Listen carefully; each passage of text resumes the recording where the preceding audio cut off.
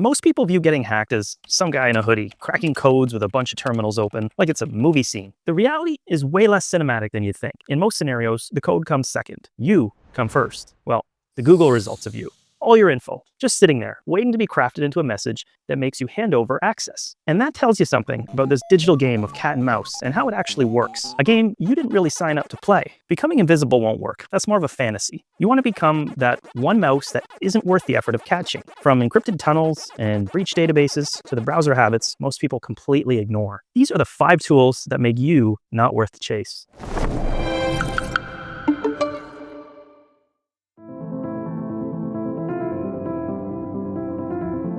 So first, you need a tunnel. Not because it makes you anonymous. You need one because when you connect to a Wi-Fi network, you're letting whoever is behind watch your every step. And most of the time, you have no clue who that is. You're at a cafe, you connect to their Wi-Fi, check your email, maybe play some soothing music on Spotify to get you in deep focus. But that router you just trusted hasn't had a firmware update since it came out of the box. The person who set it up picked a password once and never looked at it again. And if somebody puts up a second hotspot with the exact same name, which takes about 30 seconds on a laptop, your laptop just connects without warnings. So you run Cloudflare WARP or a VPN. Your traffic goes through an encrypted tunnel to a provider before it hits the internet. A cafe Wi-Fi, now it sees only one thing, you talking to a server. Now you did all that because of a trust problem, but you haven't solved it. You just relocated your trust from the cafe to your VPN or WARP, that it will keep you safe. So when you sit in a cafe, who will you trust?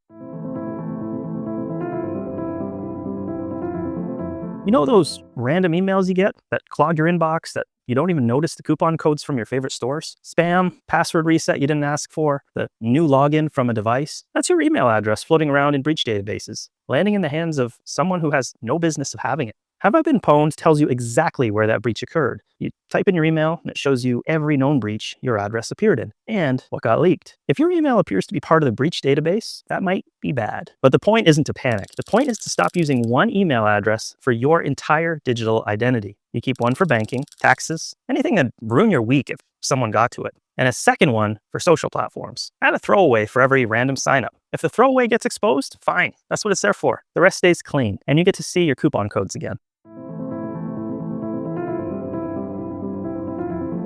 It's time to Google yourself. No, not in a narcissistic way, in a what would a hacker find way. Your name, handles or alias, phone number, email, so on and so forth. Because social engineering is a craft, with enough homework and putting some pieces together, someone can send one believable message. Hey, it's me. I changed my number at the right time. Urgent invoice attached when you're in the middle of something, so you don't think twice. And you got hacked with the stuff left sitting in the open. So you build one habit. You stop making decisions inside your inbox. Urgent email? Verify through a different method. Something asks you to log in? Type the address yourself. Investing a bit of attention up front will save you sanity in the long run. 3 tools deep, and you're already way harder to chase. But the place where most people get caught is sitting right in front of them. Someone will spend an hour picking a VPN and then run Chrome with 17 extensions they installed because someone on YouTube said they were cool, not realizing that they made their browser an all-access granted playground. Fake login pop-ups, extensions that quietly hijack your session cookie while you're busy watching YouTube. In 2025, researchers found a bunch of Chrome extensions doing exactly that by building trust and even receiving a feature badge. Then, with one silent update, turning them from a harmless extension into spyware, tracking browsing activity and running remote code inside the browser. The fix is easy, but boring. Just by clicking 2 to 3 buttons and keeping your operating system and browser updated, you would bypass the headache that comes with getting your system compromised. Don't install extensions you won't actively use, and split your browsing into multiple profiles. One for anything that matters, work, email, finance. Another for everything else, random links, research rabbit holes, downloads. By doing this, if the casual profile gets compromised, the admin one stays safe.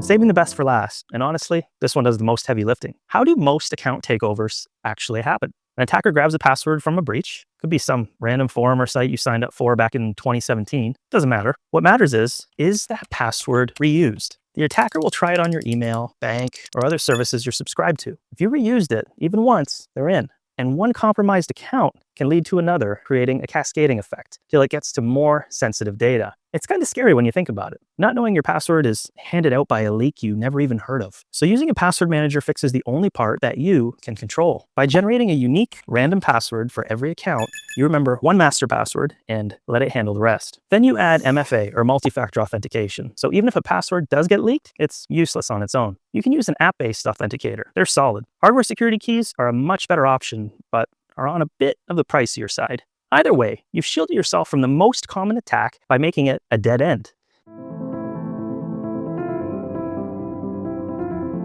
I have to be honest with you, none of this makes you unhackable. And anyone selling you that idea is probably also selling you a VPN subscription. Every system has a flaw just waiting to be outed. But by using these 5 tools, suddenly you're the target that takes too much effort to play with. Suddenly, you're not worth the chase.